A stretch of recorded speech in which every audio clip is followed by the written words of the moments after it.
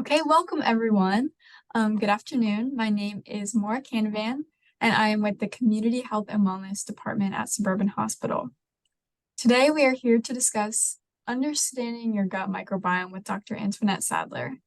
Dr. Sadler is a fellowship-trained gastroenterologist specializing in general gastroenterology. We will have time for questions at the end, so please feel free to send them in the Q&A box at the bottom of your screen as they arise. After the webinar, you will receive a link to an evaluation. So please, we really appreciate your honest feedback as it helps us in the planning and execution of community health programs in the future. And this webinar will be recorded and sent out in the coming days. So thank you all for being here, and I will now pass it on to Dr. Sadler. Well, thank you so much, Maura, for the introduction. I just want to say I'm really delighted to do this talk today and have the chance to chat with members of our community. I enjoy this sort of thing and always learn a great deal from the audience. I hope you'll learn something beneficial from our talk today. We'll be very informal, and I'm looking forward to chatting with all of you at the end. So I have Maura gave me the task today of speaking with you about the gut microbiome. And so the title of the talk is Understanding Your Gut Microbiome, the Key to Intestinal Fortitude. So, you know, this topic is one that we hear about in the news, in the newspapers. Our friends are talking about it. So it's very timely, and that's one of the many reasons I'm happy to have this opportunity to chat with you about the gut microbiome. I should say, or I really should have said at the outset, I've practiced GI for many years in a variety of different settings. I did my training in Manhattan many years ago at a cancer hospital at Sloan Kettering, and since that time I have practiced in tiny little towns in Kentucky. I've been at a variety of different academic institutions, and I recently landed at Johns Hopkins just a few months ago. So I'm a newcomer to this community, and I am really just so surprised and delighted at how many people have an interest in things like the gut microbiome and ask a lot of wonderful questions when we're in the office together. So I hope this will help you in your discussions with your own physicians. So let's turn the page. So when we talk about intestinal fortitude, we're talking about something very different from what I'm talking about today: courage and background and chutzpah, all very positive things. But let me explain to you what I mean by intestinal fortitude. We'll move on to this slide. What I'm really talking about is strategies for strengthening your gut, making your gut more healthy and work better for you. So to that end, there's several different things I want to chat about today. We'll spend most of our time talking about what we do and what we don't know about the gut microbiome. And you know, we'll certainly devote some time to that today. At the very end, I have a few slides. We'll depart from that topic for just a minute or two, because Maura has also advised me that that in her experience with these talks, that certain concerns, certain GI concerns come up as we talk about healthy aging and that whole process. Some concerns apart from our discussion of the gut microbiome will come up. So I just want to devote a few minutes to those things and hopefully engender some interest and some discussion that we can continue in the question and answer period. So onward. I think it's always good to start with a definition, since microbiome can be a confusing term used in different ways by different people, but it's really a relatively simple concept. Microbiome refers to an ecosystem of microorganisms in a particular environment.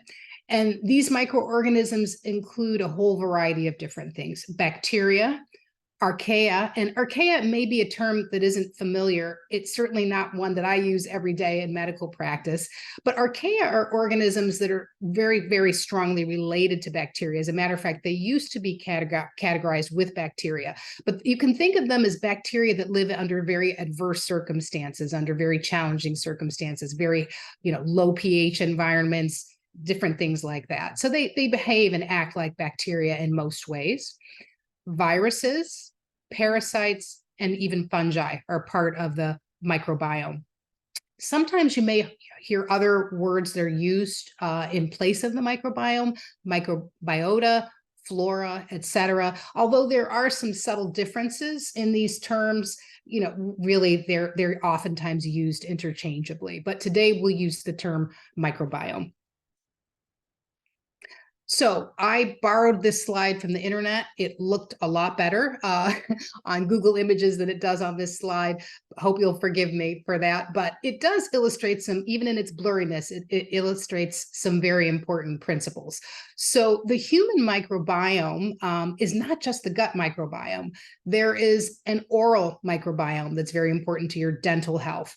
Believe it or not, there's a skin microbiome. We look at our skin, looks pretty clean to us, covered with bacteria and other organisms that are very important and play a role in the genesis of certain diseases like eczema or psoriasis. So the skin microbiome, a very, very important little mini ecosystem that with regard to our health.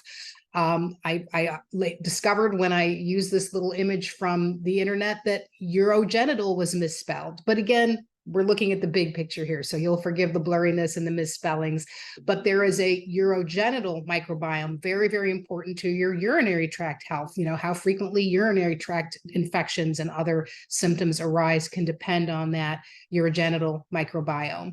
And then finally, we land on our topic of concern for today, the digestive tract microbiome, which is a completely fascinating topic. We'll only scratch the surface today and hopefully talk about some clinically relevant topics and some things that I hope will be of interest to you. So we spend our whole lives running from fungi and bacteria and viruses, and certainly, being free from these microorganisms has been ever present in our minds in this post-pandemic era, and so much worry associated with being out in the environment and contracting these bugs, so to speak. But with all the hand washing and worrying and obsessing and ruminating we've been doing about the past, few years in this pandemic era, it's very important for us to remember that there are beneficial effects of these organisms. If we can keep them in balance, keep them in the proper proportions, in the proper numbers, there are ways that we can use these organisms to benefit us. So let's think about those positive effects of microbes and microorganisms today. The gut microbiome is staggering in terms of its variety and the numbers of organisms that are present.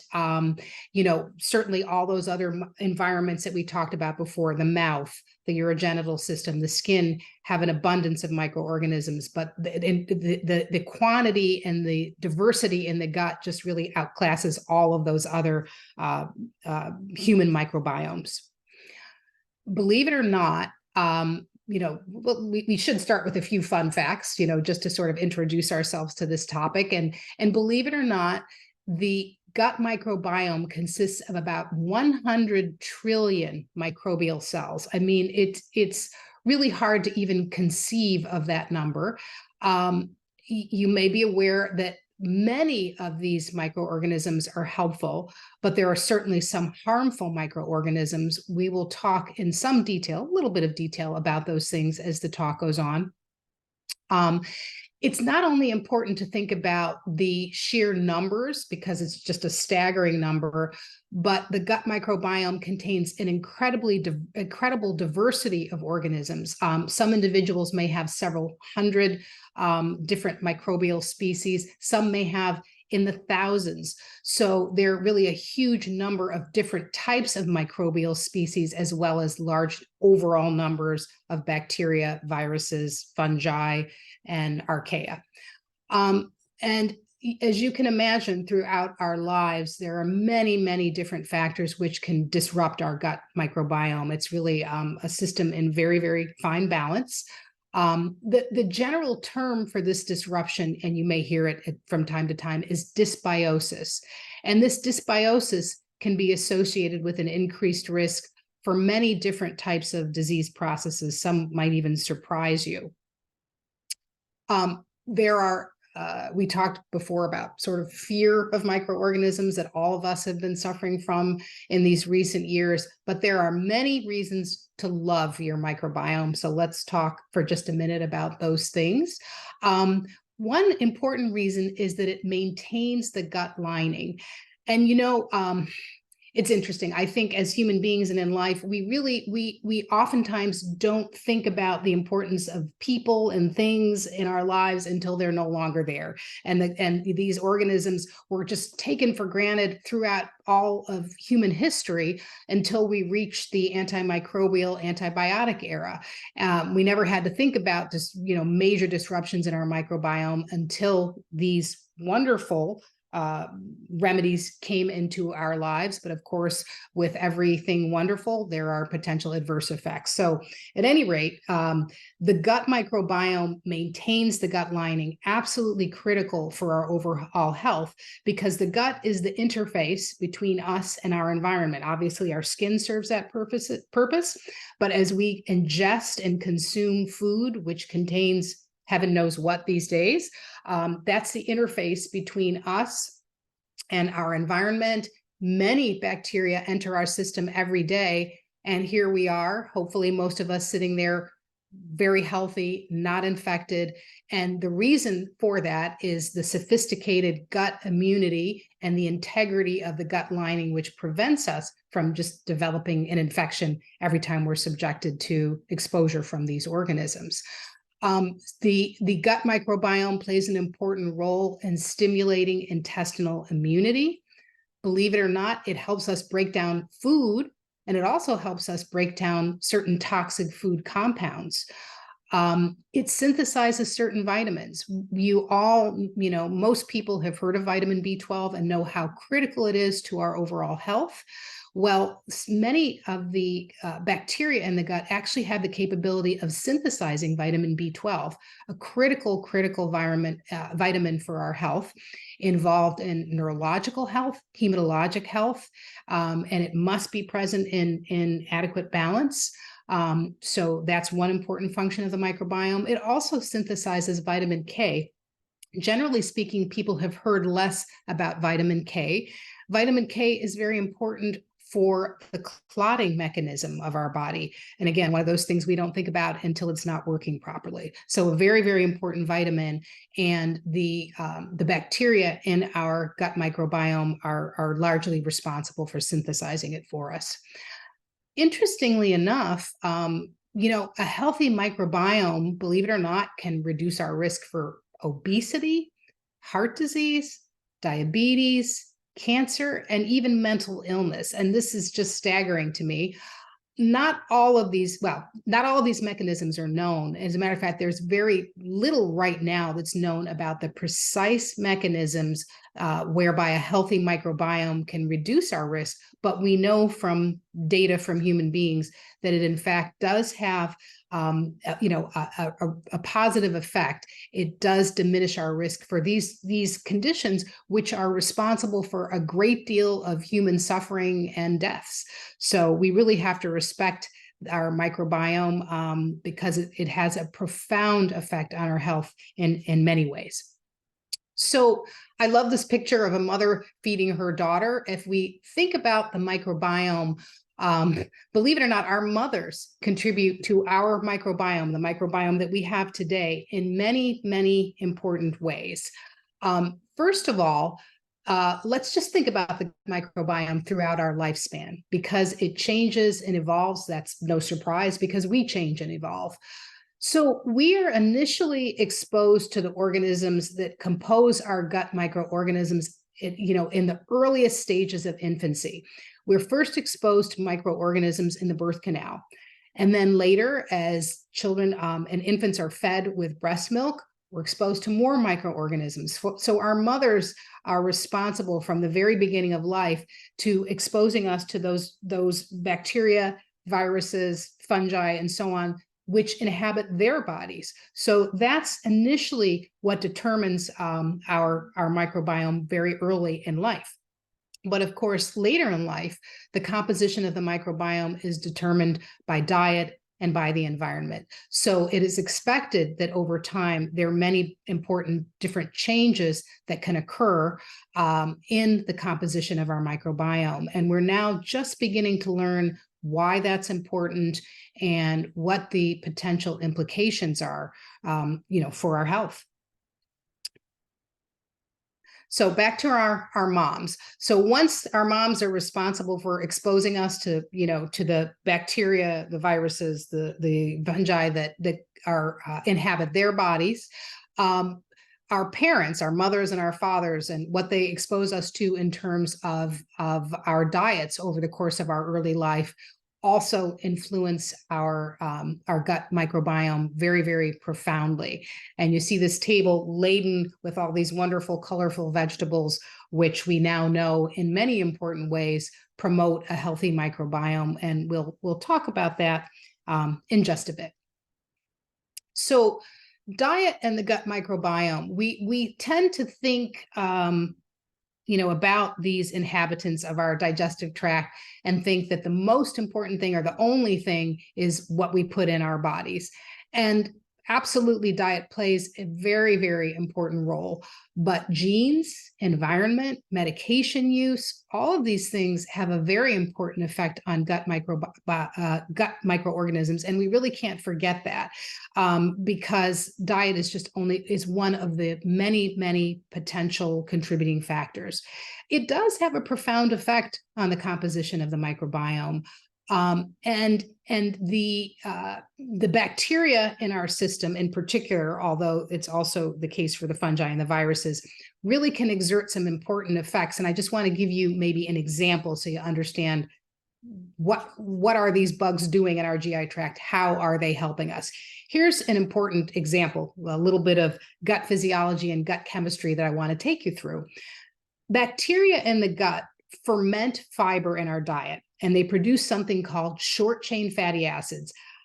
I would not be surprised if short-chain fatty acids never came up in any of your conversations, but it's something that as a gastroenterologist, I think about all the time because it has many profound effects on the GI tract in many different illnesses, which I won't go into today, but we'll talk a little bit about why short-chain fatty acids are important. Short-chain fatty acids have many, many beneficial effects. They actually serve as fuels for the cells that line the colon. They stimulate immune cell activity, so they promote gut immunity. They can even play a role in maintaining normal glucose and cholesterol levels, believe it or not. And they are acids. So acids, as we know, reduce pH. An acidic environment has a low pH. And they can discourage the growth of some very harmful bacteria like Clostridioides difficile. Clostridioides difficile may or may not ring a bell with you, formerly known as Clostridium difficile. We often call it C. difficile or plain old C. diff. I hope that you've never heard of it. But chances are, since there are a number of you out there listening, that some of you have actually had an experience with this bacterium because it is becoming increasingly common in society. And it can be a relatively mild infection that just causes some mild diarrhea, or it can be an extremely severe, even life-threatening infection. And so we are always trying to think about ways to decrease risk for it. C. difficile is absolutely dreaded. It's a bacteria that can cause a serious colon infection in individuals with a whole variety of health conditions.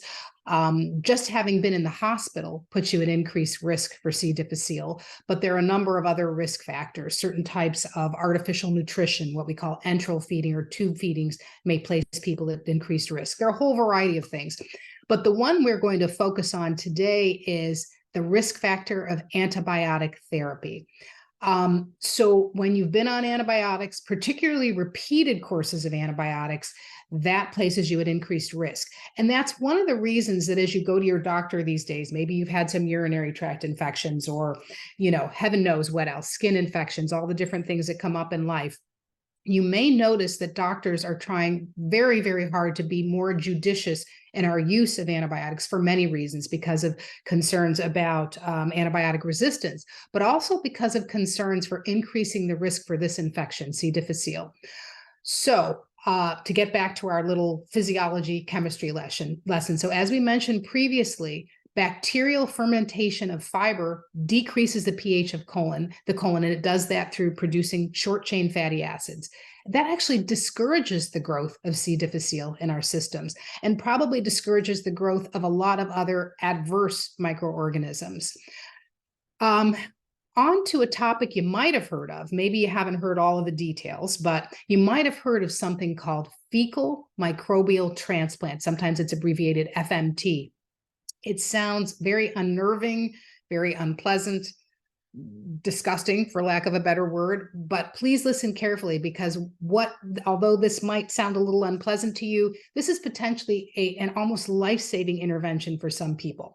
So introducing fecal material and microorganisms from a healthy individual, a healthy donor, into the colon of a patient with refractory C. diff, which is a severe colon infection, can actually be transformative or even life-saving. The whole theory behind C. diff is that when you take too many antibiotics, you get your microbiota in poor balance, you get this rise in the adverse bacteria, including C. diff, then you get this infection, you're kind of stuck. You have to treat, or at least we have to treat most of the time, C. diff with more antibiotics. That's the only way to get rid of it, or at least it was until recent times. Some individuals actually developed a situation where we had to treat and treat and treat and just could not get rid of it.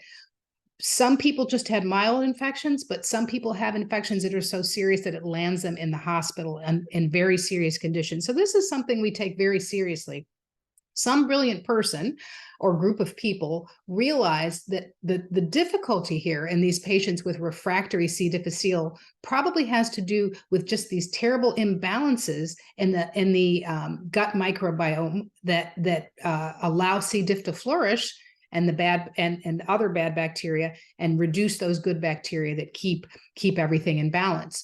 So they decided, well, let's take the fecal material from a healthy individual, introduce it into the colon of a person with C. diff. Since we're desperate, we can't get rid of it, the person is sick, see if we can't cure them. And in fact, that's exactly what happens. So it's FMT, fecal microbial transplant, is a superb example of altering the gut microbiome to treat a really serious health problem. Now, the good news is, although we still do fecal microbial transplant, it's been some years since I've done one, but you take that fecal material from the healthy individual. Of course, they're tested to rule out all sorts of potentially transmissible infections. You prepare that sample, it's made liquid, and then when we do a colonoscopy, we actually instill it in the colon. And in very short order, you have a person who is having terrible diarrhea every day, pain, so on and so forth, and it stops. They get better. So this is really a miraculous thing. But of course, Big Pharma got wind of this. I'm not being critical. I'm just, my daughter works for a pharmaceutical, so I'm not being critical. I'm just saying it like it is. And they are formulating capsules that contain these these microorganisms that are beneficial, so that they can be administered in a way that's a little easier. Some by mouth are coming out right now. We're really on the cusp of probably having many drugs that can be consumed by mouth rather than having to do a colonoscopy and introducing fecal material directly into the colon. So we're kind of in a transition period now where there'll probably be more ways to alter the gut microbiome to get rid of some of these serious health problems. But it's just kind of, hopefully it's not anything any of you will ever encounter, but it's common enough that maybe some of you have already dealt with this problem, and it hopefully will get easier and easier to deal with in the future as we understand more about the gut microbiome and how to adjust it in our favor. I imagine some of you out there are big New York Times readers, as I am. I've got a stack many weeks behind. In this busy world, it's hard to sit down and read the paper, but there are gems and wonderful articles in there all the time about medical topics, as you know. And about 2 years ago, there was an article called Changing Gut Microbiome May Predict How Well You Age. So who wouldn't be interested in that? diversity in the gut. So we are, again, we're learning more and more and more about how individual organisms in the microbiome can be helpful, how diversity in those organisms can be helpful to us. There's research that shows that the gut microbiome changes profoundly throughout the course of life. Some studies have demonstrated that healthy, active people over the age of 65 have a higher proportion of certain types of microorganisms in the gut as compared to their less fit, less healthy counterparts. It's generally felt that the more diverse the species of microbes in the digestive tract, the better. And this article in the New York Times, I'm sure those of you who are here today might find it very interesting. I think it's from 2021. It cites some studies that suggest that people who develop very early signs of frailty and aging have evidence of less diversity of microorganisms in the gut. We don't know which came first, whether causation can be implicated here, but it's an interesting observation. And the conclusion of some of these studies is that people whose microbiomes adapt as they age have higher vitamin D levels, lower LDL cholesterol levels, and triglyceride levels, and are generally healthier or more fit. And it kind of makes intuitive sense. People who are evolving, adapting, and adjusting as they age in general are probably coping with aging better. Why shouldn't that be true of our microbiome as well? So we talked before, benefits of a healthy microbiome, maybe increasing risk for obesity, for heart disease, for diabetes, for cancer, for mental illness. How come? Why should that be the case? Why should it have an effect on such a disparate set of illnesses that seem to have different causation, different manifestations? We don't know, but there are little tantalizing tidbits coming out from the research that are probably at least worth mentioning. So inflammation is at the root and probably a contributing factor in the development of a whole variety of diseases, including cancer, heart disease, and many more that I'm not mentioning. We talked before about the short chain fatty acids, and we talked about the beneficial effects on gut pH, but who knew these short chain fatty acids do other beneficial things? They can even reduce inflammation. The composition of the gut microbiota, it basically differs from individual to individual. Some individuals may have more gut microbes associated with pro-inflammatory effects. Some individuals have more gut microbes associated with anti-inflammatory effects. And further study is really needed to clarify which of these bacteria are associated with pro-inflammatory and anti-inflammatory effects. But the expectation is that over time, as we get more knowledge about these bacteria, that we'll have more opportunity to manipulate them in ways that diminish inflammation. So that's kind of an exciting prospect for the future. So again, there's so many things we don't know, so many, we can't say, okay, well, take so much of this bacterium and you're going to be fantastic. But we do generally know that having a good complement of healthy bacteria in our system and some diversity among those species is healthy. So how do we get this healthy microbiome? So there are a number of different, potential ways to do that. And I speak about Big Pharma again. Big Pharma, of course, latched onto that and said, well, why don't we make something that we can charge some money for? So hence the development of the probiotic industry. So I was really astounded when I read in preparing for this talk that probiotic supplement sales are projected to be in the 65 billion range in 2024. I am assuming this is worldwide because I can't imagine that just in the United States that would be the case. We spend an enormous amount on probiotic supplements, even though there's very little definitive data that we have right now to suggest that they improve GI health. Let me clarify that by saying that I am not impugning these probiotic supplements. It's just that oftentimes clinical practice gets ahead of the research data. And although there are many, like I said, little tantalizing tidbits of research to suggest that there's going to be a time when we really are going to know what to do with these probiotics and how to help people, we just don't have the definitive, unequivocal data right now to say, you take this product, you take this product, it will give you this benefit. In very limited circumstances, that is the case. You may have heard of the condition inflammatory bowel disease, ulcerative colitis. There's certain proprietary probiotics that have proven beneficial in some of those situations. But for the vast majority of conditions for which we are using probiotics, and I confess that I sometimes, if I think they might be helpful, give them to my patients. We don't have definitive data yet. There are very few clinical scenarios in which there's proven benefit in using probiotics to shorten the course or the severity of GI diseases so far. C. diff, of course, which we were talking about, is probably the exception to that, and we're going to be developing that in the near future. Because I don't think I said this on any of my other slides, I want to make sure that I say this, that I make this very, very important point. Probiotics might be helpful for some people. We don't know for sure. But one group of people who should absolutely confer with their healthcare providers before using them is a group of people with a diminished immune system, people who have immunosuppression, either from an intrinsic or a disease or disorder that they have, leukemias, HIV, other things can cause a decrease in the immune response, or because of medications that they're on. Many people with a whole variety of rheumatologic conditions like rheumatoid arthritis or inflammatory bowel disease, things like Crohn's and ulcerative colitis, and many other conditions are on medicines that suppress the immune system. Chemotherapy suppresses the immune system. So before anybody with any of these conditions takes probiotics, please, please, please speak with your health professional to make sure that they feel it's safe, because there have been limited reports of people with profound immunodeficiencies developing some worrisome infections from probiotics. Very, very limited, not applicable for most people, but be sure to talk with your physician about that. So probiotics, what are they? They're just live beneficial bacteria or yeasts. They're naturally present in our GI tract. They can help maybe with the digestion of certain foods, milk, for example. We'll talk about that in a second. They might be able to keep bad bacteria in check.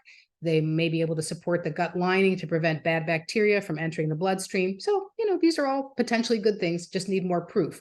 Some of the common microorganisms that you hear about as potentially having beneficial effects are things like lactobacilli, which is a bacterium, bifidobacterium, obviously a bacterium that's in things like, I'm trying to think of the name of the yogurt that's on Activia yogurt, and other probiotics commonly have lactobacilli and bifidobacterium.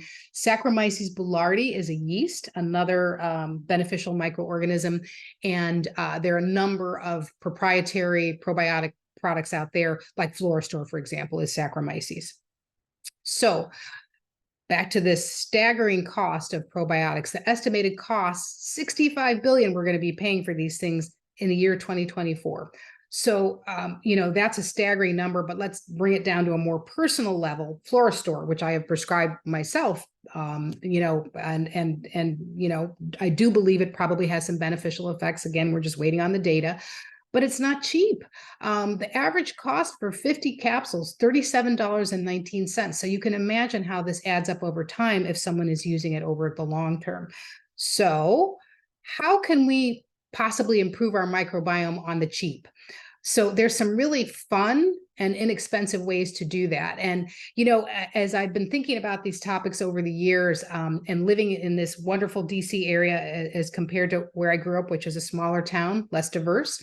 It seems like every culture has developed some sort of a fermented food to enhance, the lifespan of the food. And so here we can try all of these things. And even increasingly all throughout the country, these things are available nowadays, which is wonderful. So some of them are extremely familiar to us. Yogurt, which is just fermented milk. So it's milk, you throw in some of these, good bacteria, and they ferment the milk, make it more tasty. And if there are live cultures in the yogurt, you can get the benefit of all those wonderful live bacteria and yeast that are in yogurt. Something I learned only recently is that kefir, which is also a fermented milk product, actually has more probiotics, a higher level of microorganisms, and is thought to be maybe even more beneficial with regard to, reconstituting or building your microbiome. So another good food which might help in that regard. kimchi, which is now one of my favorite condiments, and obviously our colleagues and friends and folks from Korea who have perfected this dish. It's fermented cabbage with a variety of different spices, absolutely delicious, and contains some of these cultures and positive bacteria and yeast that are tasty and beneficial. Miso paste, fermented soybeans, sauerkraut. Not all sauerkraut has live cultures, but it is possible to buy a product that does have live cultures. Tempeh, fermented soybeans, kombucha. I have a cousin who's producing mass amounts of kombucha at her home. You do have to be cautious about that. It's fermented sweet tea, and I gather it's delicious. I've only tasted a little, but I've heard that it's very tasty, but probably safest to buy it at the store. Pickled vegetables. All these things are wonderful, tasty ways of getting more of these beneficial bacteria and yeasts. Another important way is to consume prebiotic foods, fiber-containing foods like leeks, asparagus, artichokes, bananas. Let me take just a quick second to talk to you about prebiotics. So again, this is a term thrown around, and maybe we never really thought about the definition, but it's important because consuming prebiotics can help promote this healthy microbiome as well. Prebiotics are nothing but complex carbs. They're not digestible by our bodies. So those two things together lets us know that they are fiber. Fiber is nothing but complex carbohydrates that we can't digest. They serve as a nutrient source for the bacteria in the gut. So if you want to keep the bacteria healthy in the gut, they've got to have something to eat. Quick, just aside, not all fiber is prebiotic, but all prebiotics are fiber. So the way that I think about that is, the bacteria in our gut are picky. They're not going to eat anything. They eat only certain types of fiber. So you throw fiber in there, not all of it is consumed by the gut bacteria, but some is. Examples of the type of complex carbs that are considered prebiotic fiber are things like inulin, pectin, and these are just components of average everyday food that we eat all the time. Good sources of prebiotic fiber include some really delicious things like garlic, onions, leeks, asparagus, and bananas, all delicious and all things that are pretty easily accessible to us. So on that note, kind of concluding that whole discussion of the gut microbiome by saying a lot we don't know, a lot of tantalizing and appealing little tidbits in the research and in the literature that suggests that having a healthy microbiome, a very diverse group of bacteria, viruses, and fungi in our gut is beneficial, and that we don't necessarily have to spend a fortune or really go to a lot of trouble to have a healthy microbiome. All happy, positive things. I'll end that discussion on that note. In the last couple of minutes, maybe literally 2 or 3 minutes, Maura had mentioned to me that in her experience that certain topics tend to come up as we talk about healthy aging. And I just want to mention them in brief so that when we get to the question and answer period, I'm very happy to talk about any of the any questions that you might have about the microbiome. But if you have questions about some of these common concerns in the GI tract and aging, we can certainly address those as well. So to that end, talking about intestinal fortitude, keeping our gut strong, what are some of the GI concerns that occur as we age? These are some. Let's talk about them in more detail. Constipation, a very common one, gastroesophageal reflux disease or heartburn, colon cancer, diverticular disease, medication effects. Please let me say that every single one of these we could do an entire session on. There's so much known and it's such a concern for people. I'm going to touch on them very briefly and then turn it over to all of you with whatever questions you have, just to stimulate thought and conversation. Constipation. The GI tract is just a long muscle-lined tube, and like any muscles, they're subject to the effect of aging. The muscles of the colon may not be as strong with aging. They may be less able to contract in some patients, not everybody. And then there are also muscles in the pelvic floor, right at the lowermost portion of the GI tract, that may weaken or become incoordinated and make defecation more difficult. There are often some very simple interventions that can address and overcome these changes. we may have the opportunity to talk about some of those things today if there are those who have concerns. Please let me say, though, that if you're experiencing these things, don't ever make an assumption about what's causing them.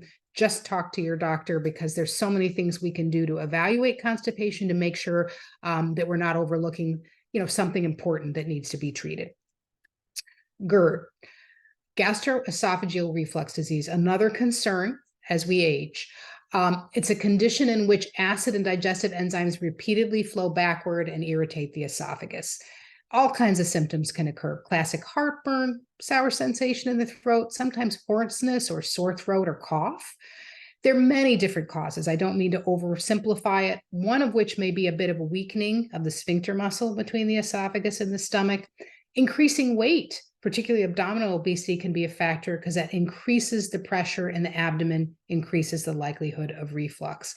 Number of important lifestyle interventions and treatments for this condition. Again, seeing your healthcare professional is important because there are some circumstances under which reflux needs more evaluation. So don't take this condition lightly. There are many things that can be done to alleviate it. Colon cancer. One of the key drivers of people going to the doctor is fear of cancer. And certainly as a gastroenterologist and as a human being, I understand this fear. It's one of the most common concerns of patients seeing a GI physician, but only a very small minority of patients who are concerned about it actually have it. The most important word for colon cancer and your concerns about it is prevention. This is a condition for which we have superb means of intervening to prevent it. Screening tests like colonoscopies, virtual colonoscopy, Cologuard. If you have symptoms that concern you, unexplained abdominal pain, changes in bowel habits, rectal bleeding, just come in and see your healthcare professional. We can figure out what you need in terms of evaluation. It's a win-win situation. If you have a more serious problem, you're going to find out about it and treat it. And if you don't, you get peace of mind and treatment for your symptoms. Diverticulosis. Again, I could talk all day about diverticulosis. I won't. It is pockets or pouches in the bowel. It's asymptomatic in most people. Tremendous confusion out there about the difference between diverticulosis, just the condition of having these pockets or pouches in the bowel, and diverticulitis, which refers to infection in these pockets. Another thing that can occur in a small percentage of people with diverticulosis is bleeding. So the good news is most people with this problem are just never going to have a problem. Many of us sitting here chatting together today have it and are never going to have a problem with it. But some people do, so just be aware of those things that can happen. A high fiber diet can prevent or minimize diverticulosis. And last but not least, medications. Usually as we age, we're on a few more than we were when we were younger. And again, I could talk 3 hours about this. I won't. Just be aware that even non-GI medicines can affect the GI tract. Some good examples, things you might be familiar with. The medicine metformin for diabetes can cause diarrhea. Opioid pain medicines can cause severe constipation. Even a blood pressure medicine can cause GI issues. There's one called olmesartan that can change the lining of the small bowel and irritate it. Antibiotics, we've been talking about that. They can affect our microbiome. PPI medicines, acid blockers, some of the most commonly prescribed medicines in the world, can affect our ability to fight infection, can contribute to thinning of the bones. So there are, many, many, many ways where the medicines that we prescribe can affect our GI tract or other systems. The most important thing is, bring these up with your healthcare provider so that you can discuss them. Remember that we as your healthcare providers want to help you with all these concerns. Really, we really do. So bring them to us. Please don't be dismissive of your symptoms or allow other people to be dismissive of your symptoms. So important. I can't think of how many times I've said in my career, please don't let embarrassment prevent you from seeking consultation for your digestive symptoms. And remember, we've heard and seen everything. There's nothing that you could tell us that we haven't heard or seen before. no reason for embarrassment. Be candid about what you're experiencing so that we can help. And please confer with your healthcare provider before making any changes in your regimen, because everything we treat you with has a risk-benefit calculation, even something as simple as Tylenol. So we have to sort of consider that risk-benefit ratio for everybody. And in your particular instance, even though there may be certain risks with the medicine, in your situation, the benefits may outweigh the risk, or vice versa. So please make this a dialogue between you and your healthcare provider so that we can help you as much as possible. I think we've left a few minutes for your questions. I'd be happy to chat with you if there are any questions. Great. Thank you so much, Dr. Sadler. That was excellent. Yes, we do have some questions here. Our first question, if you take vitamin B12 and vitamin K as supplements, will your gut bacteria synthesize less of them? You know, it's a great question, and I have to plead some ignorance here. I'm not sure how oral supplementation affects how the bacteria react, but there are a couple of important things I want to say about both of those things. Vitamin B12 is probably one of the more misused vitamins out there. And there are a lot of people who are being supplemented who probably don't need to be. It's not a big problem because vitamin B12 is what is called a water-soluble vitamin. So if your body gets too much, you'll just urinate it out and it's not of concern. So I honestly don't know how consumption of vitamin B12 affects bacterial production. But I would just say, if you're on B12 and your doctor has told you that you need it, absolutely continue it and make sure you get it checked regularly, because it's very important for it to be in good balance so that you'll have good neurological and good hematologic health. Vitamin K is a little different. It is a fat-soluble vitamin. So when you're talking about the fat-soluble vitamins, A, D, E, and K, you have to be more concerned about the amount that you're taking, because the body will not just urinate out excess fat-soluble vitamins. It gets stored in your tissues. It can get, into levels that are not good for you. In some cases, there can be toxicities.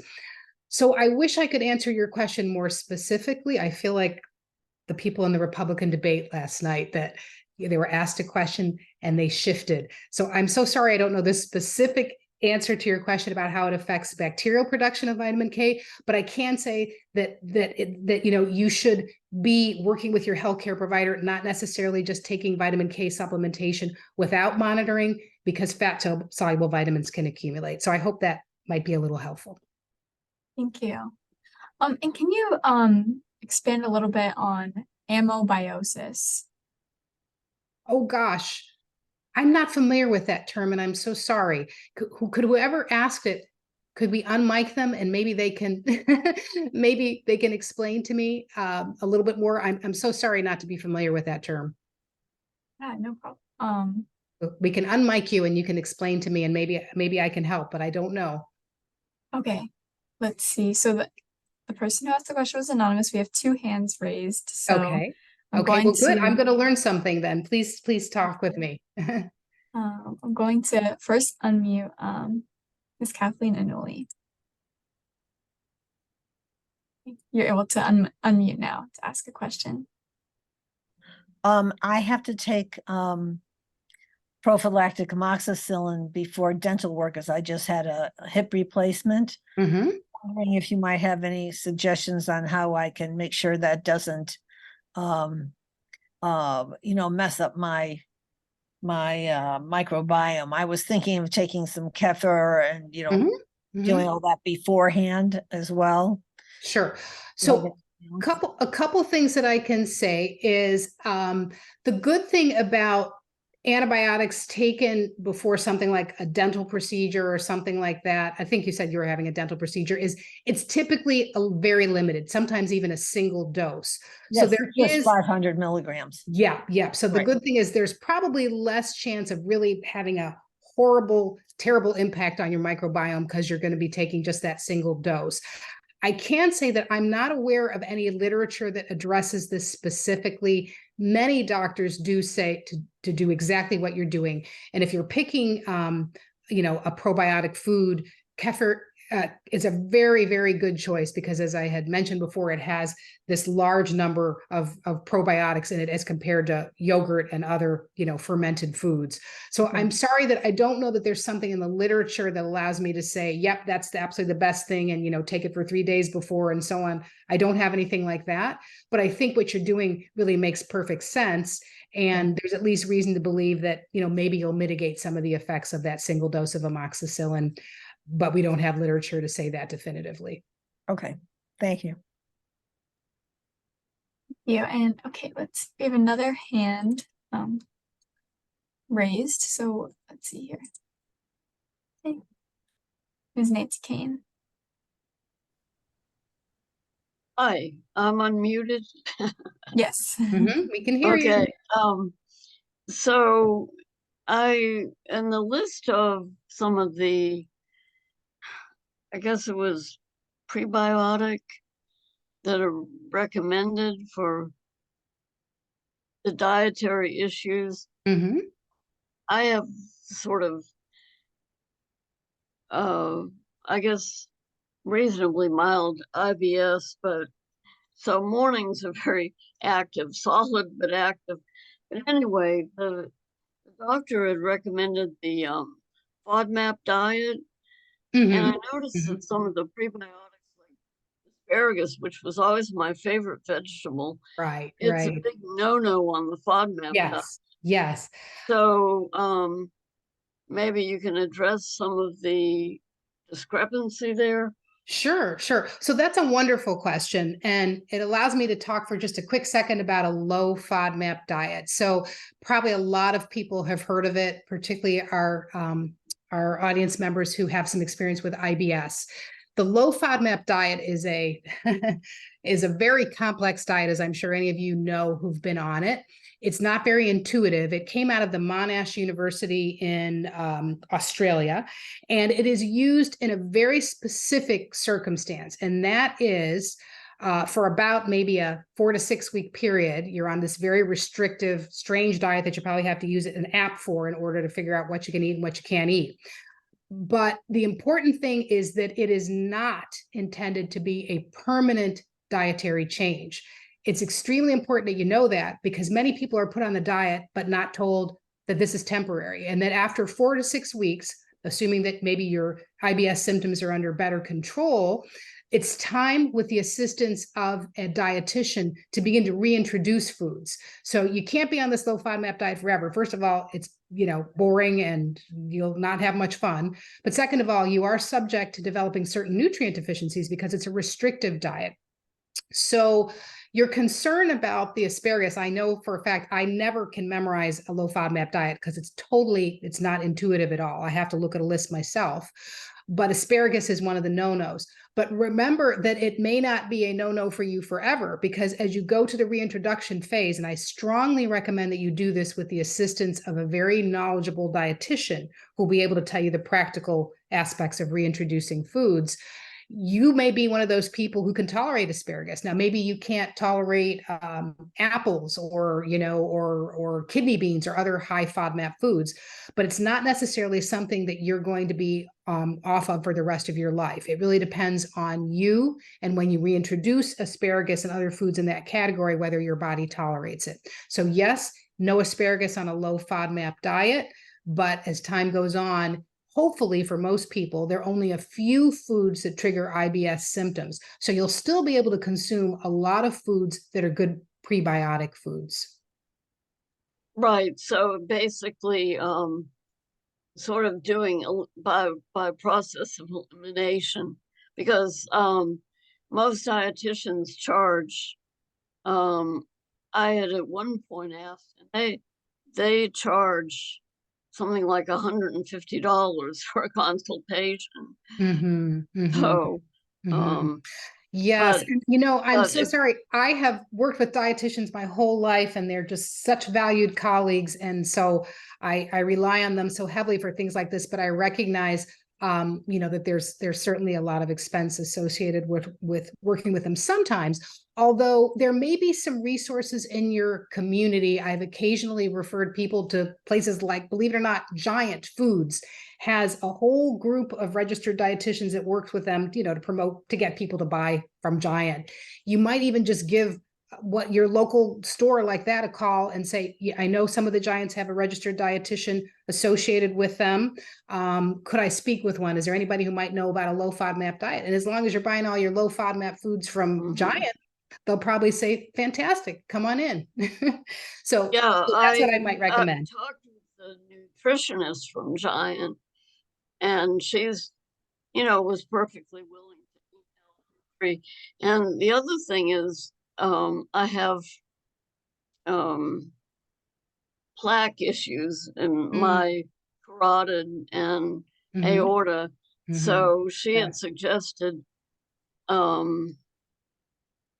very low saturated fat makes perfect diet. sense. It makes perfect sense. It really does. Yeah, and so she said I should aim for like 8 grams a day. Well, that's really stringent. It is. It is. And one of the things that's very low in saturated fat is hummus. Yes. Which I like, but again, chickpeas. Yeah, high FODMAP. Yeah. Well, I salute you. It's challenging meeting all these dietary needs, but I commend you to my registered dietitian friends, and I really wish you the best. I know how complicated that is. Thank you. Thank you so much. Okay, so let's see. Our next question from the chat comes, let's see. Is there any connection between colon polyps and the microbiome? Yeah, such a great question. My answer will not be very satisfactory, but I'm quick to say it's because there's just not enough data yet. I think a lot of people feel that that's going to be absolutely critical, but it's surprising how little we know about generally dietary factors and gut factors and the genesis of colon polyps. I trained many years ago at Memorial Sloan Kettering Cancer Center in New York, and one of the division director where I did my training is one of the world's foremost experts on colon polyps, and one of his colleagues, Dr. Moshe Shaikh, was doing tremendous amount of research at that time about dietary factors and the genesis, the development of colon polyps. And I mean, I know because I was working under Dr. Shaikh, and he was having me do all this stuff to try to sort this out. And his work, which was wonderful work, for a while they thought maybe calcium was involved, all sorts of different agents. There's very little known about the microbiome and dietary factors, other than, generally speaking, a low-fat, high-fiber diet is felt to be somewhat protective with regard to developing colon polyps, adenomatous or precancerous polyps, but there's not much known. I know that's not a very satisfactory answer, but I do think in the next 5 years or so, we might be able to say, eat more bifidobacterium or lactobacillus and you'll improve your risk, but we don't know that yet. Great, thank you. And in your presentation, you mentioned PPI medication. Can you explain a little bit about what that means? Yes, I'm sorry. I was writing this late at night and forgot that I shouldn't be using a lot of abbreviations. Proton pump inhibitors, and you'll know them you'll be much more familiar with them if I were to say Prilosec, Protonix, Prevacid, Nexium. These are PPI, or proton pump inhibitor medications. They are very potent acid blockers. They basically block the pump, the little molecular pumps in the stomach cells that produce acid. So that's what those are. And, they're very, very commonly used medicines, some of the most commonly used medicines in the world. But there are some adverse effects associated with them. Always a good idea to talk with your doctor about those, because for some people, they're very, very important, who are being treated for ulcers or a condition called Barrett's esophagus. So you wouldn't want to stop, even though there are some risks, unless you've spoken with your doctor and he or she advises it. Great, thank you. So is it better to vary intake of the probiotic pill in yogurt, kefir, and other fermented foods, or to take a probiotic pill daily?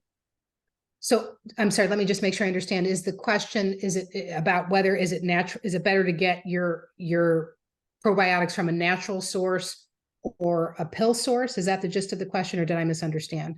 Yes. Yeah. Yeah.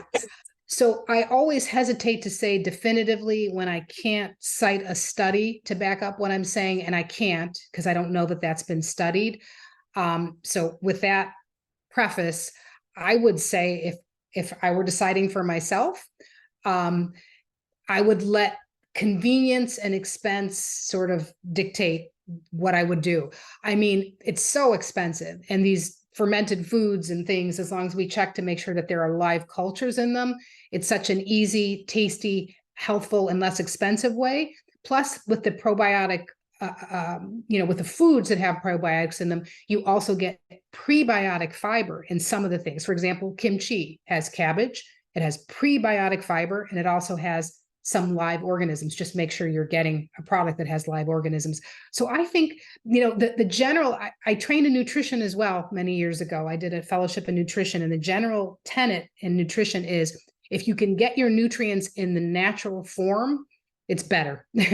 But if, for whatever reason, these things are not tasty for you, you don't have time to be going to the grocery store and buying kimchi and tempeh and all these things, and you want to just take a pill, it makes sense. But I think if you can get it naturally, it's probably better, but I'm giving you my opinion.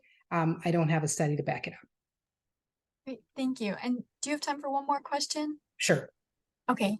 All right. So our last question, kind of something we didn't touch on yet. How is the gut microbiome related to mental health? Oh gosh, I was afraid someone was going to ask that. I almost hesitated to put it down. With the other conditions, we know, as I discussed, that inflammation is at the root.